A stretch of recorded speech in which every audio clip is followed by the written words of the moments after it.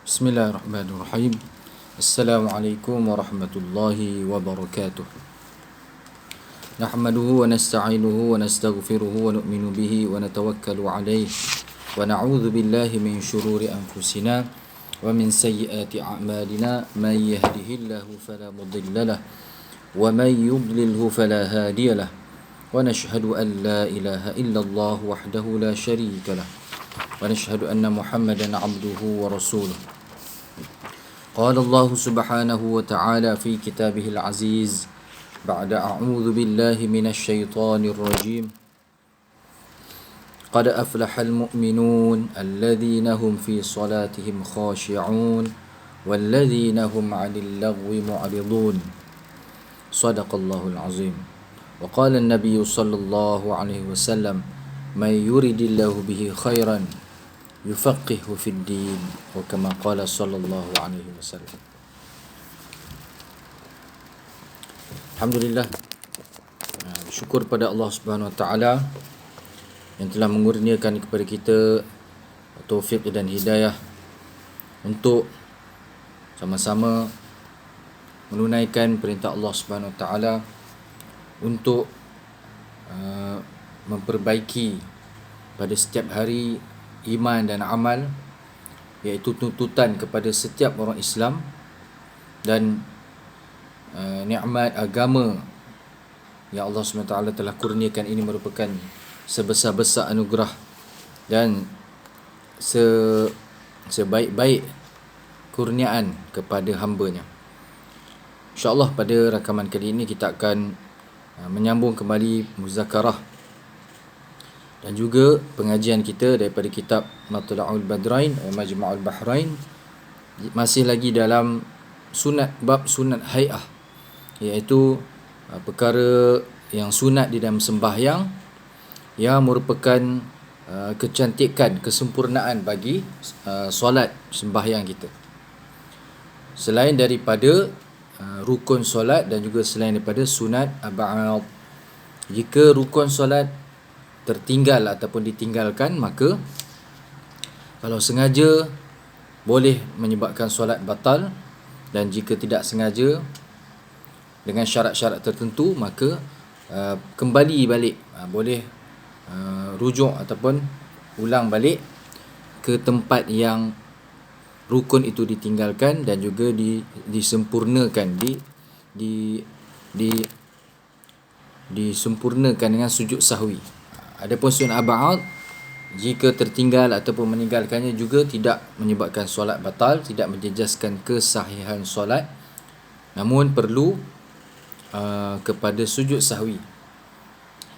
Dan itu dua bahagian yang utamalah dalam sembahyang, iaitu rukun solat dan juga sunat ab'ad. Adapun sunat hay'ah, maka juga penting, walaupun meninggalkannya ataupun tertinggal tidak menjejaskan kesahihan solat, kesahihan sembahyang. Namun apabila perkara sunat ini sengaja ditinggalkan, maka hukumnya makruh.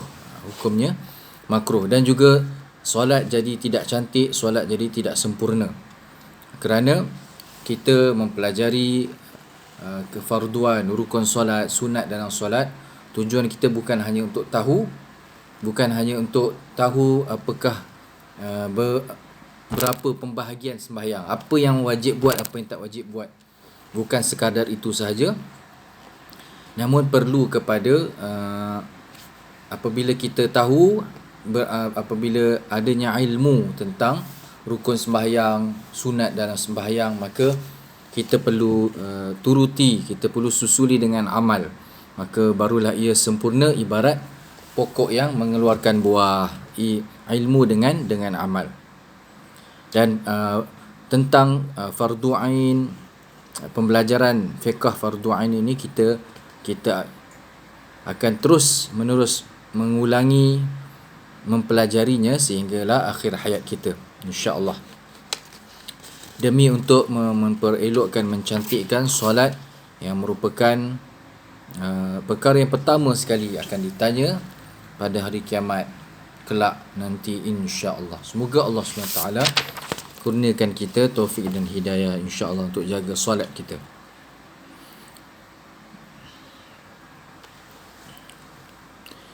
Sunnah hai'ah, kita masuk pada sunnah hai'ah yang ke 15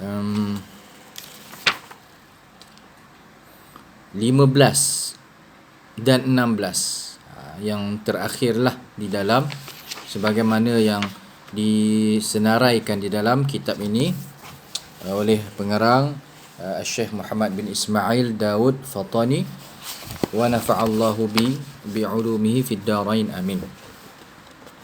Jadi dalam pembahagian dalam kitab ini ada sebanyak 16. Yang ke-15, duduk secara tawarruk. Apa sunat hai'ah? Sunat yang kita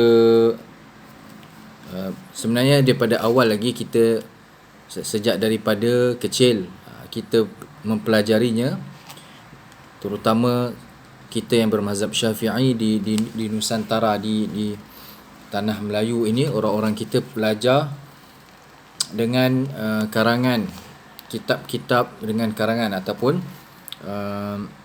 belajar daripada kitab yang dikarang oleh ulama Nusantara, ulama bermazhab Syafi'i, seperti kitab yang ada, yang kita sedang pelajari ini. Maka semua yang dicatatkan kita pelajari dan kita amalkan keseluruhannya, bukan hanya yang rukun saja. Jadi sunnah hai'ah yang ke-15 yang kita sedang amalkan, yang kita akan amalkan dan kita tidak akan tinggalkan melainkan ada keuzuran walaupun dia sunat, iaitu yang ke-15, duduk secara tawarruk. Di dalam sembahyang ni duduknya ada dua keadaan, ada dua rupa. Satu namanya duduk tawarruk, yang kedua namanya duduk iftirash. Bentuk duduk tu, bentuk kaki kita semasa duduk. Kalau duduk sahaja, seperti mana yang terdapat dalam rukun solat, membaca tahiyat akhir ataupun tasyahud akhir dengan termasuk dalam rukun solat, begitu juga duduk ketika membaca tahiyat akhir. Duduk itu ialah rukun. Yang kita hendak bincangkan dalam sunnah hai'ah ni ialah bentuk duduk yang sunat, yang kita perlu pelajari, yang kita perlu betulkan jika tidak menepati sebagaimana yang terdapat, yang disyariatkan, yang disunatkan. Duduk secara tawarruk. Apa itu duduk tawarruk? Duduk tawarruk ini ialah duduk di mana kaki kiri kita dibengkokkan masuk ataupun berada di bawah kaki kanan. Maknanya tapak kaki kiri kita keluar di bahagian peha kanan, manakala kaki kanan ditegakkan. Anak jari kaki kanan, tapak kaki kanan ditegakkan di atas tanah, di atas lantai. Senang cerita, duduk tahiyat akhir. Orang kita alhamdulillah mudah bila kita sebut duduk tahiyat akhir, dah tahu dah rupa duduk tu macam mana. Bila disebut juga duduk tahiyat awal, itu yang kedua, duduk iftirash. Duduk iftirash ni duduk tahiyat awal lah, iaitu duduk dengan kita duduk di atas kedua-dua tapak kaki kita, dan sebenarnya tapak kaki kanan juga ditegakkan. Itu yang sempurna, dipacakkan di atas lantai. Jadi kedua-dua duduk ini merupakan duduk sunnah hai'ah. Maka kita akan lakukan setiap kali kita duduk tahiyat awal dan juga duduk tahiyat akhir. Kalau duduk tahiyat akhir yang dipanggil duduk tawarruk itu, kita cuma lakukan, kita cuma buat semasa membaca tahiyat akhir pada rakaat yang terakhir pada setiap kali sembahyang. Adapun duduk iftirash ini kita akan duduk dengan cara iftirash pada tahiyat awal, dan juga pada dua keadaan lagi, iaitu pada duduk antara dua sujud. Kita duduk antara dua sujud juga dengan bentuk iftirash. Dan satu lagi, duduk yang dipanggil duduk istirahah, iaitu duduk istirahah ini apa? Duduk selepas sujud sebelum berdiri untuk qiyam, untuk berdiri bagi rakaat kedua dan ke rakaat keempat. Itu duduk istirahah. Jadi duduk istirahah juga bentuk duduknya macam duduk tahiyat awal. Duduk antara dua sujud bentuknya juga seperti duduk tahiyat awal. Maka di sini kita dapat fahami bahawasanya yang wajib ialah duduk semasa tahiyat akhir. Adapun bentuk duduk tu macam mana merupakan sunat hai'ah. Namun kita perlu praktikkan, kita perlu betulkan kedudukan duduk kita. Seperti duduk tahiyat awal, kita duduk dengan iftirash yang betul, di mana kita duduk di atas tapak kaki kita, tapak kaki kiri kita, duduk mana punggung itu di atas tapak kaki kiri, manakala tapak kaki kanan ditegakkan. Bagi mereka yang uzur, maka dibenarkanlah, maka dibenarkan, tidak menjejaskan kesahihan sembahyang, tidak merosakkan sembahyang. Tapi untuk orang yang mampu, dia perlu buat, kerana apabila tidak menunaikan, tidak melakukan sunnah hai'ah ni dengan sengaja, hukumnya jadi makruh. Kalau uzur tu lain cerita lah. Kalau uzur ni yang rukun pun ada, untuk rukun pun ada kelonggarannya. Baik. Jadi setelah kita tahu bahawasanya duduk tawarruk iaitu duduk tahiyat akhir, dan duduk iftirash ini iaitu duduk tahiyat awal, duduk yang kita buat pada tahiyat awal, duduk antara dua sujud, dan duduk istirahah, maka jika ada orang yang kalau ada uzur, maknanya sakit kaki, contoh tapak kaki kanan tu sakit, nak pacak tu tak larat, maka tak perlu tidak pacak lah, letak di bawah. Walaupun dari segi pahala, ia kuranglah pahala sempurna sunnah hai'ah. Tapi orang yang sakit, orang yang uzur ni, kalau dia usaha untuk buat apa yang dia mampu, dalam keadaan sakit sekalipun, dalam keadaan uzur sekalipun, maka ada pahala lain, insya-Allah, pahala bersusah payah, bermujahadah untuk agama, untuk amalan agama. Katakanlah ada orang yang sengaja buat, dia sebenarnya mampu tapi dia tak buat, dia sengaja tak buat duduk ini. Contohnya pada tahiyat akhir, dia duduk macam rupa tahiyat awal.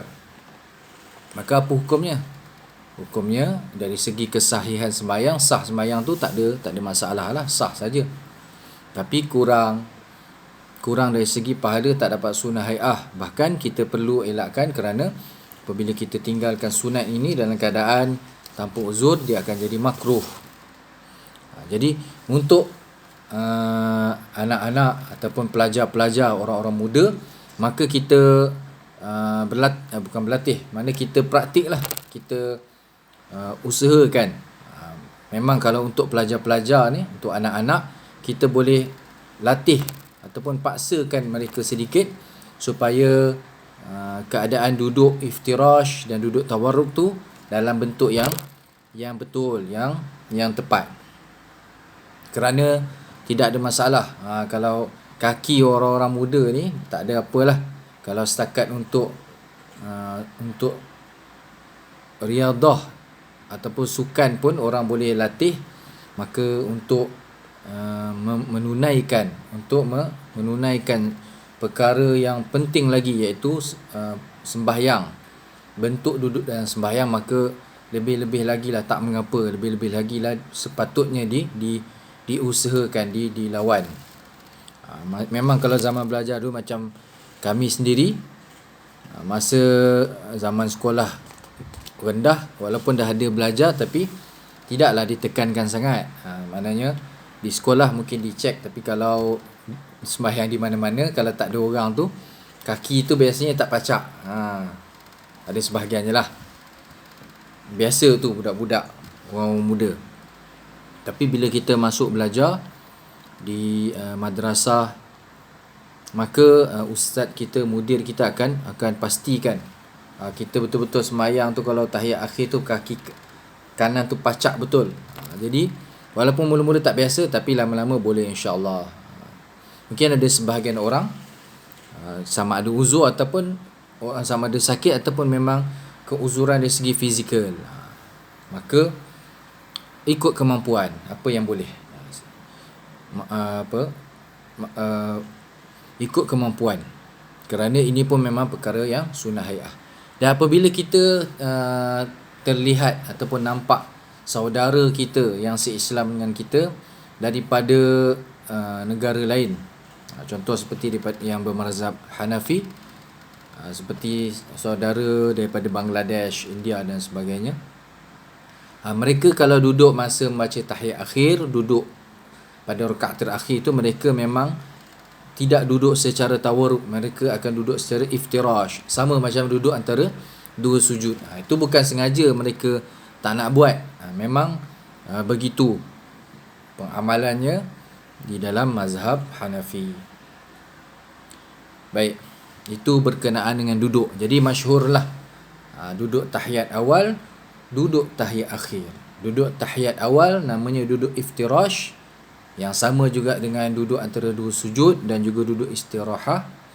Manakala duduk tahiyat akhir dipanggil duduk tawarruk. Duduk tawarruk.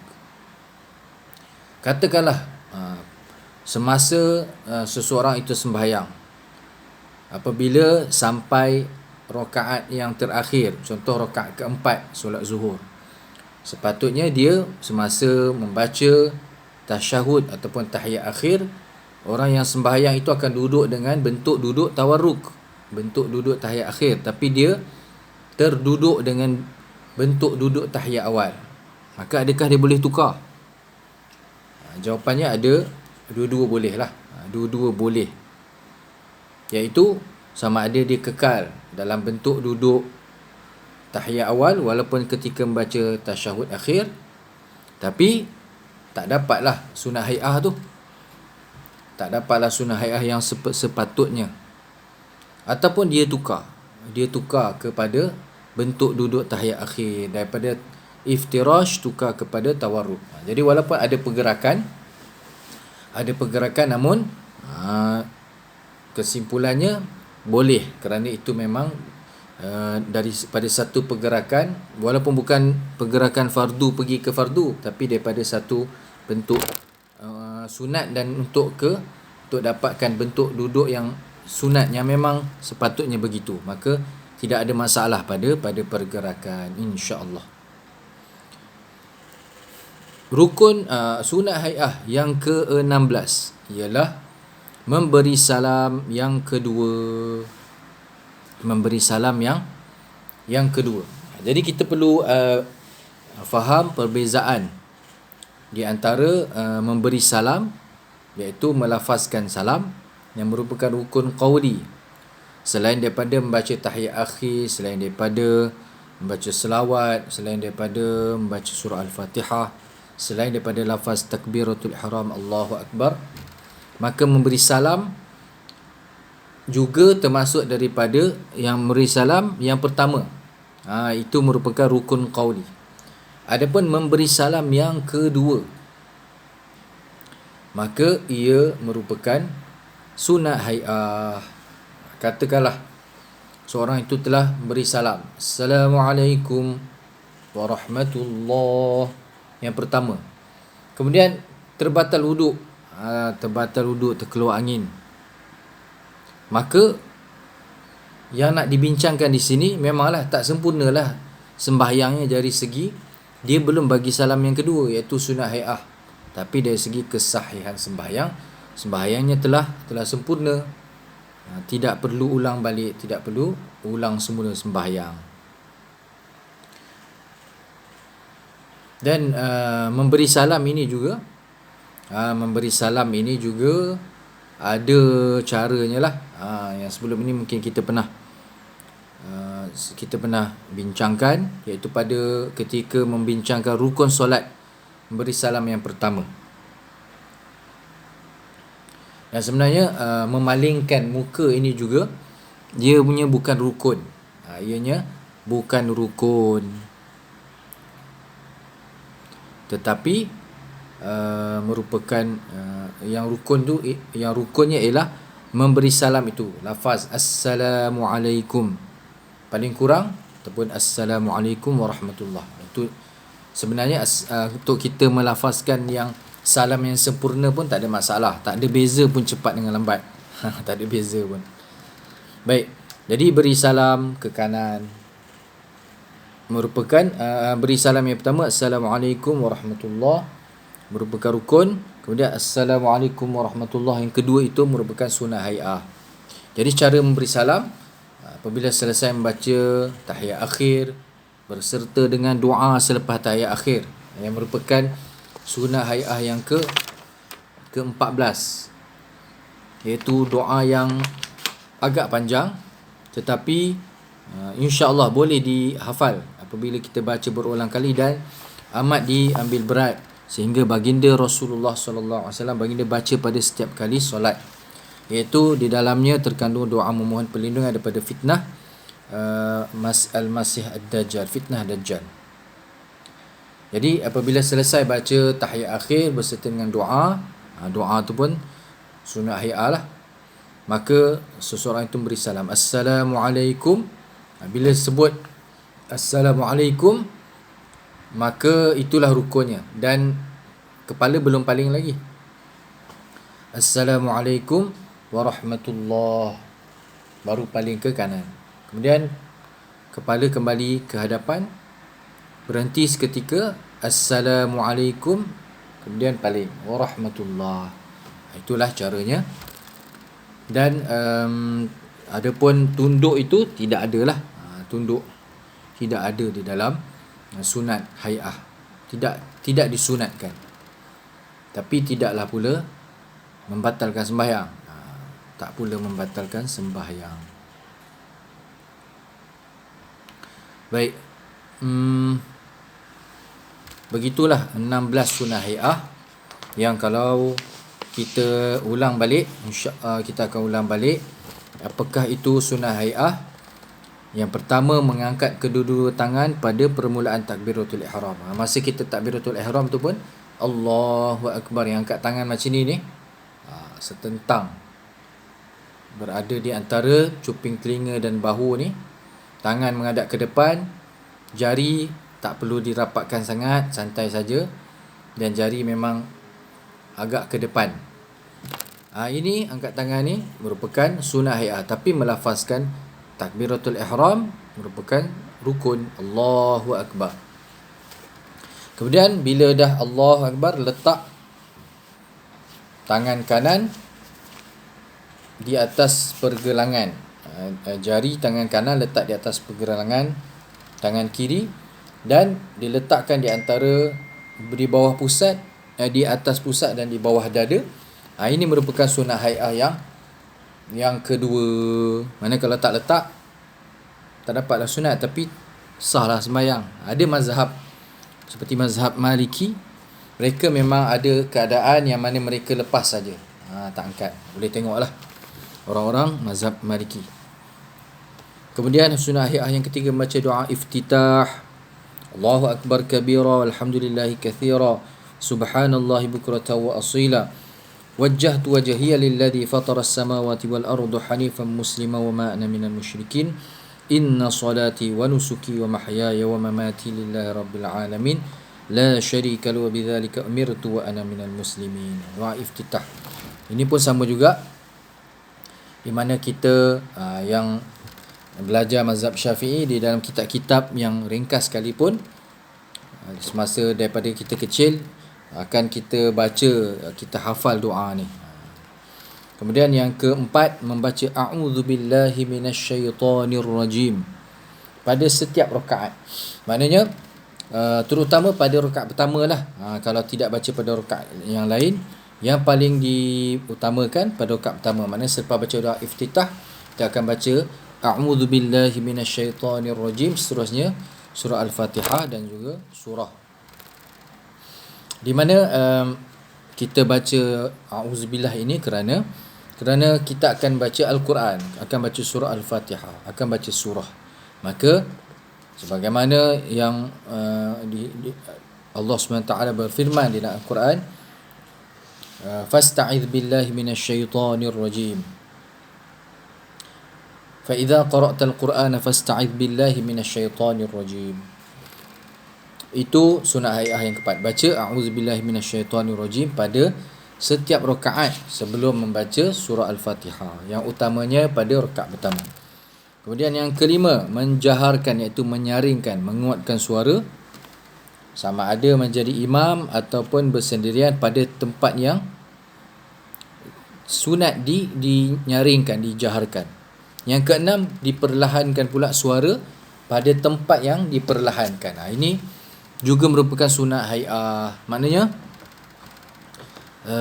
apabila kita menjadi imam, contohnya jadi imam, maka masa jadi imam, rakaat pertama kedua sembahyang maghrib isyak contohnya, dan sembahyang subuh, maka imam akan baca dengan kuat. Tapi makmum tak, makmum di belakang baca dengan perlahan saja. Maksud kuat di sini memang didengari oleh orang lain. Dan maksud perlahan, apabila kita baca perlahan ni, mana sama ada pada rukun solat ataupun pada bacaan-bacaan yang sunat seperti tasbih, baca perlahan ni maksudnya memang orang tak dengar, tapi telinga kita sendiri dengar. Apabila kadar dia sehingga kalau kata tak ada gangguan lah, tak ada bunyi kipas kuat, tak ada bunyi suara-suara lain, maka kita dengar. Itu namanya perlahan. Tapi kalau jahar ni maksudnya orang lain pun dengar. Maka sunnah hay'ah yang kelima dan keenam ialah menyaringkan bacaan pada tempat yang perlu nyaring dan memperlahankan bacaan pada tempat yang perlu perlahan. Kalau sembahyang siang ni perlahan lah. Ataupun sembahyang qabliyah ba'diyah, sembahyang rawatib pun kita sembahyang perlahan. Kalau sembahyang siang perlahan, melainkan seperti solat Jumaat, imam baca kuat lah. Apa lagi? Begitulah keadaannya. Kemudian sunnah hay'ah yang ke-7, melafazkan amin selepas membaca surah Al-Fatihah. Jadi dalam melafazkan amin ni sebenarnya ada dua pecahan lah. Dalam sunnah hay'ah yang ke-7 ini ada dua. Iaitu yang pertama, melafazkan amin tu sendiri, merupakan sunnah hay'ah. Yang kedua, melafazkan amin secara kuat bagi makmum yang menjadi makmum bagi sembahyang yang kuat. Contohnya sembahyang subuh. Jadi apabila imam selesai habis baca surah Al-Fatihah dan imam pun menyebutkan amin, maka makmum serentak dengan imam melafazkan amin. Itu satu. Satu lagi, ketika imam membaca doa kunut, maka makmum pun mengaminkan. Satu mengaminkan doa kunut imam, dan satu lagi mengaminkan dengan jahar, dengan agak kuat. Mana bukan amin perlahan saja, amin amin, tidak, tapi kuat, amin amin. Maknanya kalau sembahyang berjemaah ramai, kalau contohnya kalau dalam keadaan seperti sebelum sebelum Covid, bila jemaah ramai maka akan ada bergaung, ada gema bila semua jemaah melafazkan amin dengan jahar. Waladdallin, bila serentak dengan imam, amin. Barang siapa yang serentak aminnya dengan amin para malaikat yang juga turut mengaminkan amin imam itu, maka akan diampunkan dosa-dosanya. Jadi di situ ada itulah, ada dua lah. Satu, melafazkan amin sunnah hay'ah, dan juga menguatkan amin itu pada ketika menjadi makmum semasa imam baca kuat dan juga semasa imam baca doa kunut. Kemudian membaca surah merupakan sunnah hai'ah yang ke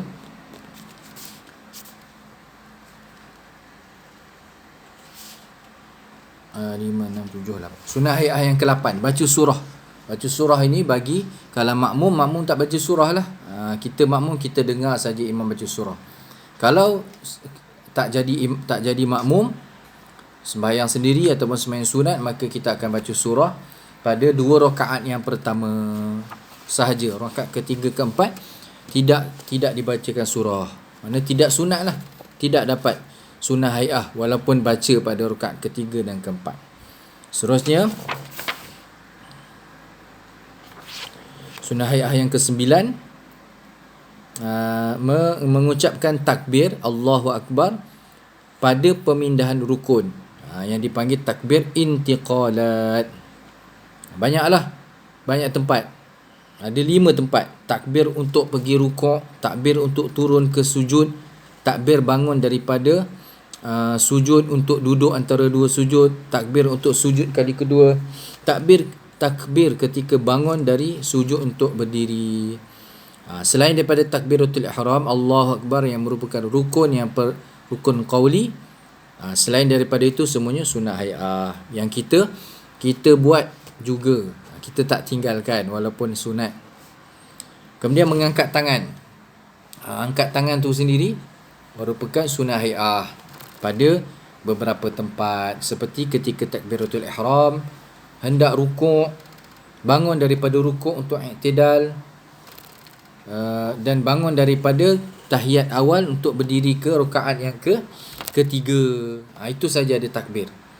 Kalau bangun daripada sujud pada rakaat pertama dan juga bangun daripada sujud pada rakaat ketiga, mana daripada rakaat pertama nak ke rakaat kedua, daripada rakaat ketiga nak naik rakaat keempat, daripada sujud tu tak perlu angkat tangan sebab tak disunatkan. Cuma bangun daripada tahiyat awal saja kita akan angkat tangan. Daripada bawah tu naik Allahu Akbar. Kemudian seterusnya membaca sami'allahu liman hamidah rabbana lakal hamd, sunnah hai'ah juga. Membaca tasbih pada rukuk dan sujud, iaitu subhana rabbiyal azim 3 kali semasa rukuk, dan baca subhana rabbiyal a'la juga 3 kali semasa sujud. Letakkan tapak tangan atas 2 peha, itu semasa duduk antara 2 sujud ataupun masa tahiyat. Kita akan letak macam ni, kemudian tangan kiri letak atas peha kiri, tangan kanan letak atas peha kanan, tangan kanan begini, dan apabila kita baca tahiyat sampai pada kalimah asyhadu an la ilaha illallah, kita akan angkat. Habis baca tahiyat baru letak. Itu pun sunnah ya. Kemudian bacaan doa dalam duduk antara 2 sujud, rabbighfirli warhamni wajburni warfa'ni warzuqni wahdini wa'afini wa'fu anni. Itu juga sunnah hai'ah. Dan seterusnya baca doa selepas tahiyat akhir, iaitu doa yang di dalamnya terkandung doa memohon memohon perlindungan daripada fitnah. Kalau sebahagian daripada doa itu, Allahumma inni a'udzubika min adzabil qabri wa min adzabin nar wa min fitnatil mahya wal mamat wa min fitnatil masiihid dajjal. Ada juga dalam versi ataupun bentuk yang lain lah. Bacaan doa ni ada pelbagai dan semuanya ada sandarannya. Dan yang ke-15 dan ke-16 ialah 2 duduk iftirash dan duduk tawarruk. Memberi salam yang kedua sebagaimana yang kita bincangkan, kita ulang kaji pada awal tadi. Wallahu alam, inilah semua 16 lah sebagaimana disusun di dalam kitab Matla'ul Badrain ini. Sunnah hai'ah yang melengkapi sembahyang, yang merupakan sunat yang kalau sengaja ditinggalkan hukumnya makruh, maka kita tak tinggalkan, melainkan ada uzur, melainkan ada terlupa, dan dia tak perlu kepada sujud sahwi. Wallahu alam. Mudah-mudahan dengan kita mempelajari lebih tentang sunat-sunat sembahyang ini menjadikan kita lebih menjaga, menjadikan kita lebih faham, seterusnya mengamalkan semua sunat-sunat di dalam di dalam sembahyang dan di dalam kehidupan kita seharian, insya-Allah. Wallahu taala alam. Wabillahi taufiq wal hidayah. Assalamualaikum warahmatullahi wabarakatuh.